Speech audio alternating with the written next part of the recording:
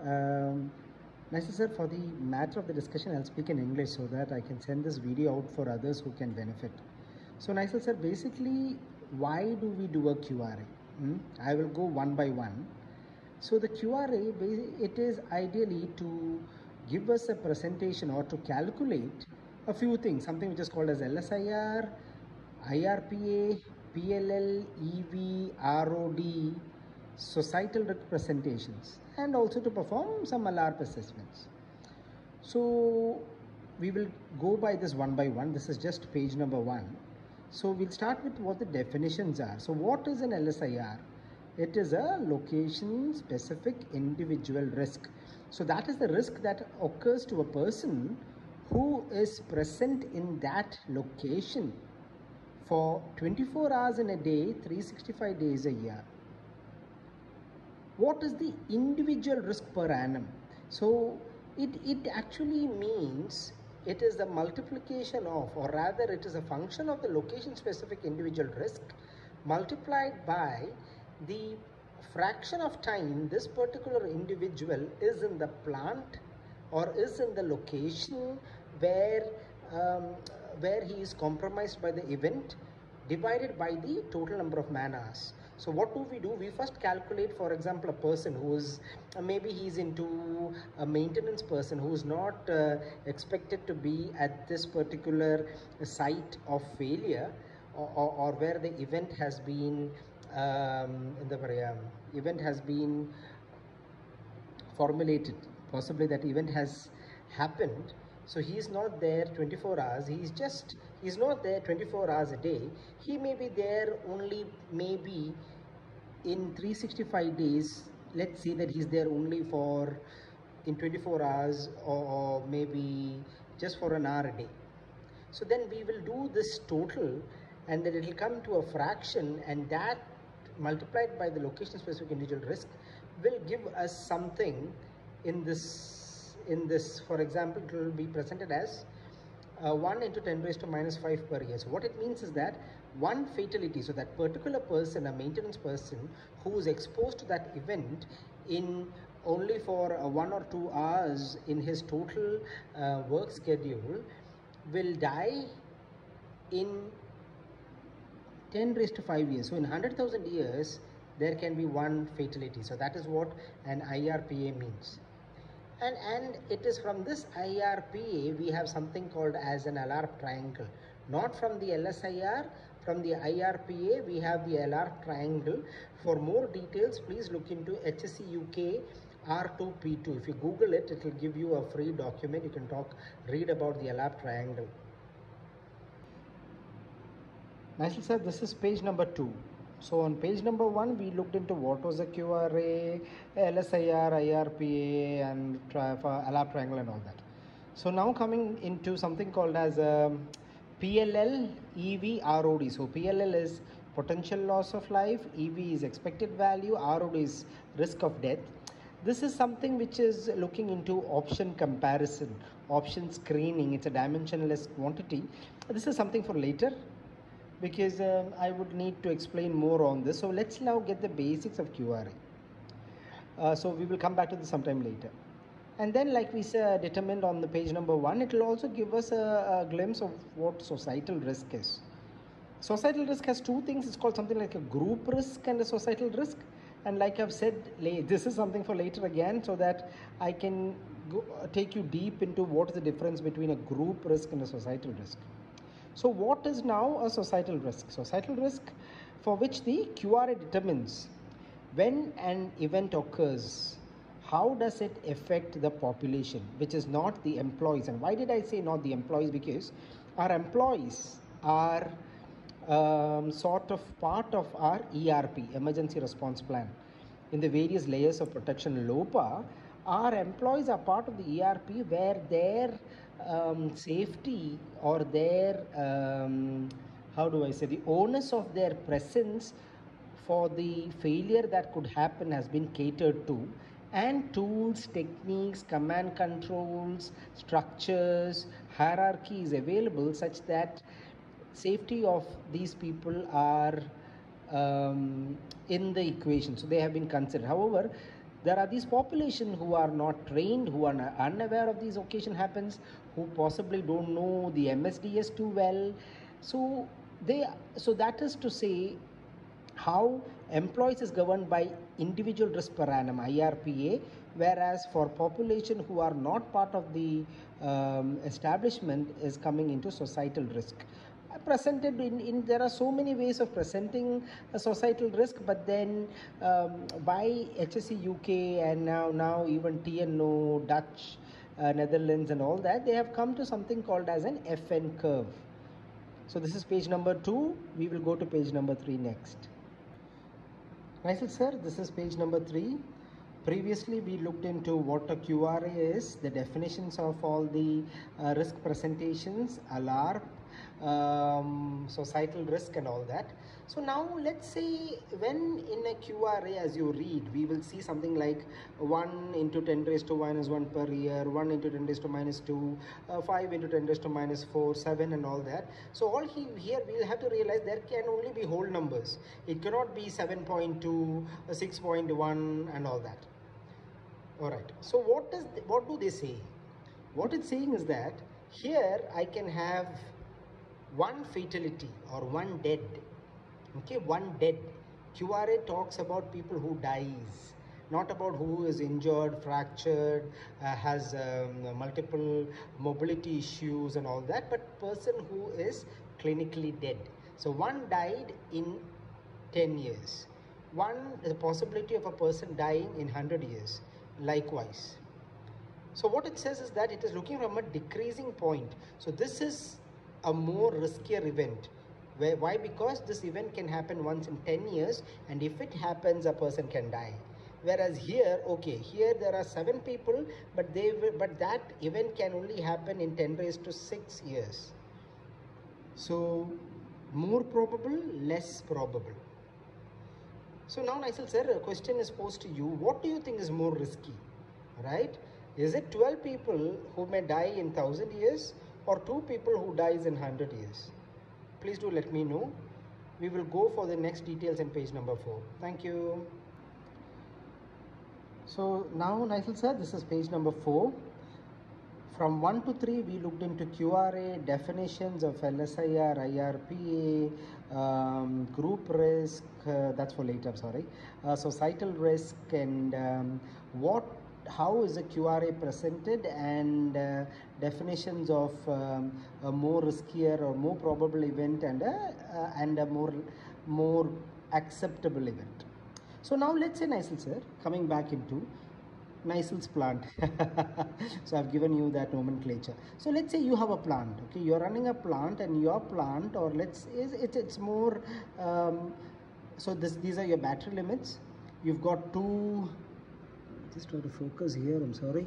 You've got 2 motorized valves. So let's say for now they are ESD valves, 2 isolation valves, and then there is 1 PSV. Okay, so this is not any ANSI architecture or ASME, it's just for representation purposes alone. Fine. So now, example of what is a QRA process.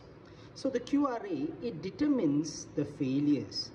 What can go wrong? And go wrong, which will lead to what? A loss of containment.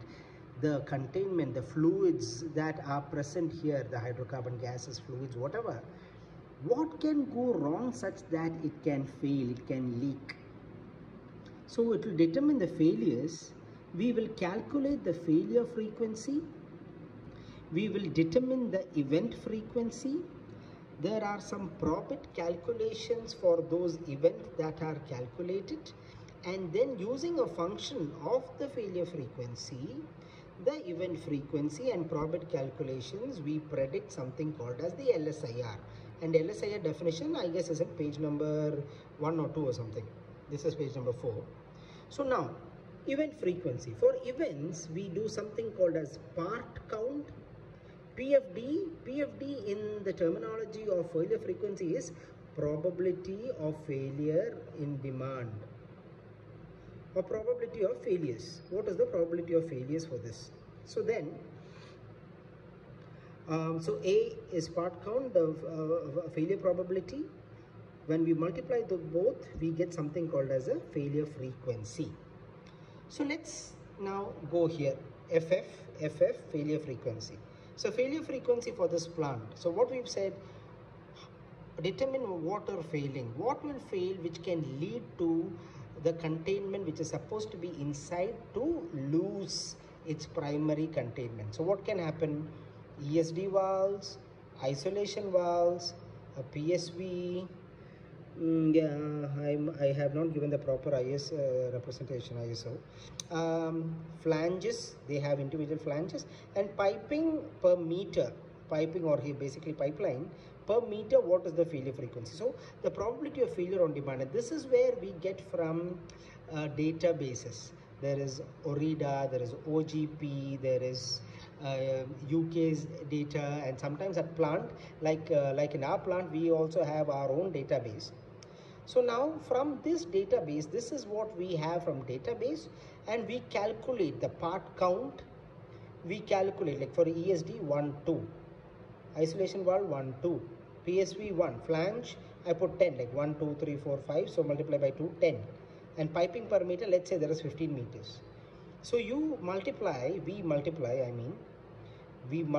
these, and this is what multiplication, and then this is sigma, or this, and when we total the failure frequency, so it comes to 3 into 10 raised to minus 2. So what it means that there is the event to happen, such an event to happen, wherein you can have a loss of containment totally comes to somewhere this value.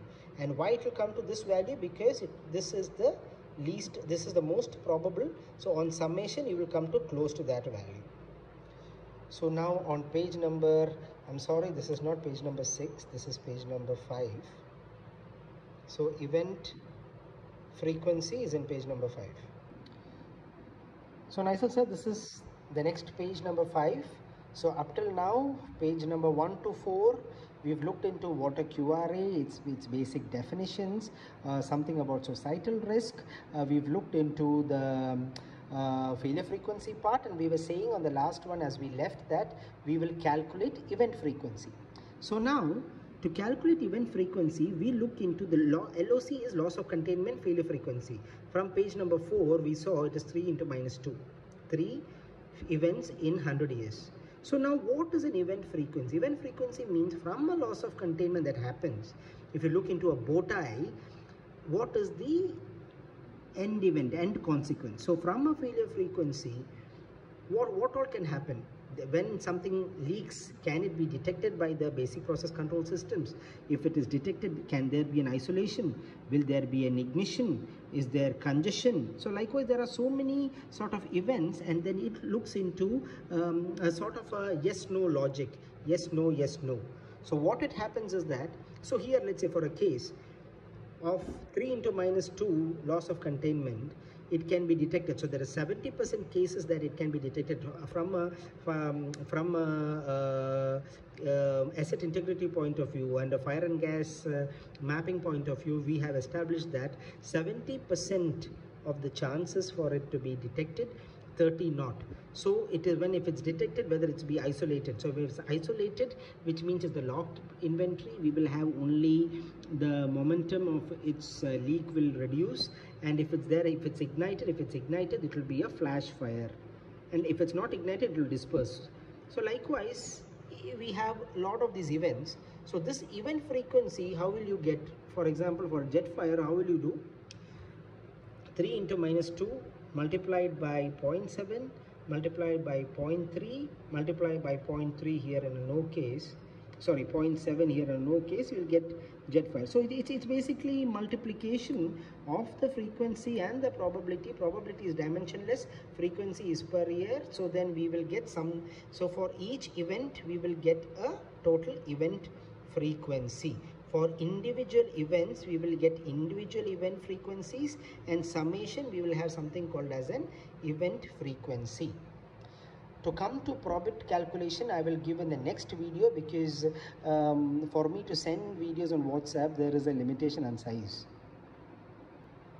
So Naisal sir, now this is again page number 5. So we've looked into from pages 1 to through page number 5 till the event frequency, we looked into QRAs, what is QRA doing, failure frequency, event frequency, and then probit calculation. So what probit calculation, so what it means is that for each of these events, the probit means what is the probability of death of person happening because of flash fire, jet fire.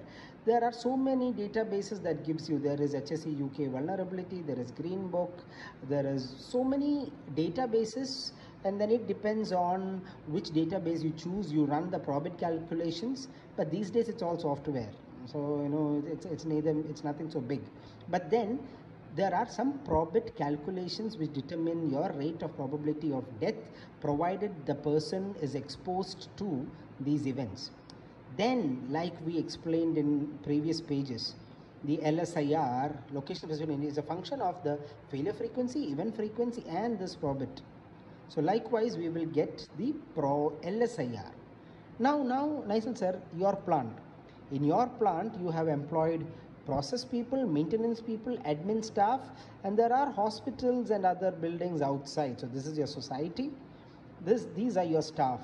And from your LSIR, considering this, what you have seen is that from the location specific individual risk, so you have calculated your location specific individual risk using the probit calculations, and then your risk has been predicted. See, this is your contour, 10 raised to minus 3 contour of LSIR, LSIR contour of 10 raised to minus 4, LSIR of 10 raised to minus 5, 10 raised to minus 6, and likewise.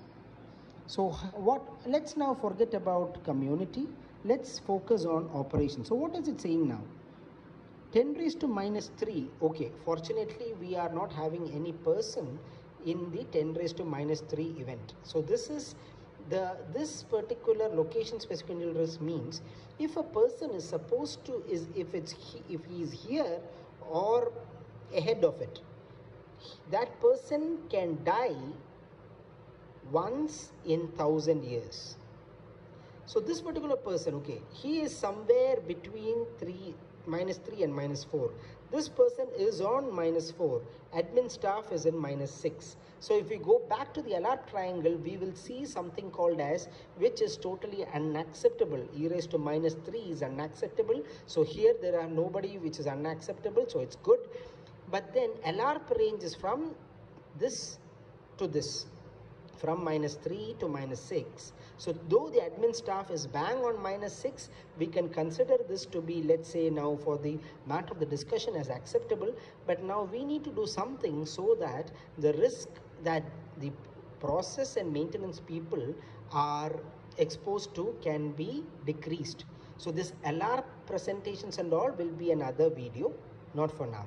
So now we will go to page number 6. Thank you. So Naisal sir, this is now page number 6, and so our discussion, all this video and all that started from one question of yours saying that Yada Yendani FN curve, E societal risk enda, what is FN curve and what does basically these curves present. But I'm sorry I had to take you through all this other pages because it's a step-by-step process. So now, Naisal, this is Naisal's plant again in a GIS point of view, the global information from a helicopter point of view. So now let's see, earlier we talked about the process people problems, now the hospital, society. So we have seen that if you look back into the event frequency, we have identified what? From the events that can reach as far as the hospital are, there can be a flash fire, effects from the explosion, and a toxic gas. So the flash fire, they have seen you can kill one person and the frequency of that happening is 0.04 per year. Explosion can kill 5 people, toxic can 10 people, and the frequencies are observed over here. So now we have seen what all events can happen. If that happens, from the probit equations we know how many people die and what is the frequency of these events happening from the event frequency. So this is the event frequency. I apologize for this, event frequency. So now let's say, so now if we say what is the frequency or what events can kill one person? Okay, so one person can die from flash fire, so 0.4. He can die from explosion, he can die from toxic event as well. So it's, you add all this, the frequency of the events to kill one person is 0.07. So one person can die for 7 out of 10 cases.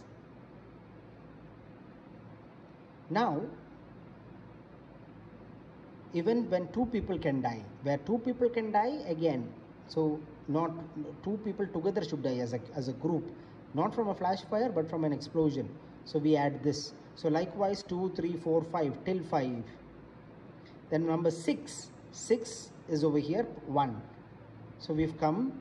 So likewise we've calculated the frequency of failures that can lead to the fatalities. Frequency that can kill one person is so much, can kill 10 people together is so much. So now we will go with the graph in the next video. So Naisal sir, so what we now just before saw were these. So the frequency of the event that can kill one person up to frequency of event that can kill 10 persons. Now let's say we have a linear representation of this data set. So over the y-axis we have the frequency of failures. At the x-axis is the number of people who are dying, Fn. So we are just plotting. For one person to die, 0.07. For 2, 3, 4, 5, 0.3. 6, 7, 8, 9, 10, 0.1. So this is a linear representation and it is very easy to understand. However, in a societal group, we cannot do linear representation because in society, this whole representation of Fn curve started with something called as a land use planning. When you want to use some land from a governmental legislation purpose, how can we use? So this cannot happen in a linear progression. So therefore, we have a logarithmic progression. So let's see now the same data over here, we have brought down to a logarithmic representation. So in a logarithmic representation, we have a reference of a UK, HSC UK gives a -1 slope. So this is a logarithmic representation, this is a reference. So anything that is in this side is good, this side is not good. So now this particular representation has been now made to this kind of a scenario. So which now shows that, so the same frequency of failures over here, the number of people dying, fatalities, so 1 to 5, 6 to 10. So here see, so Naisal's plant is good to have establishments of hospital till an occupancy of let's say 5 to 6. But then after that, there are events which can go outside the particular zone. So going outside this particular zone, then we will be doing more risk reduction measures. So Fn curve, to answer your question, is that Fn curve determines for operations in plant that happens, the society, either to say how many people can be in that society or shift that particular society or have more risk reduction measures. I hope I'm clear. Thank you, Naisal sir.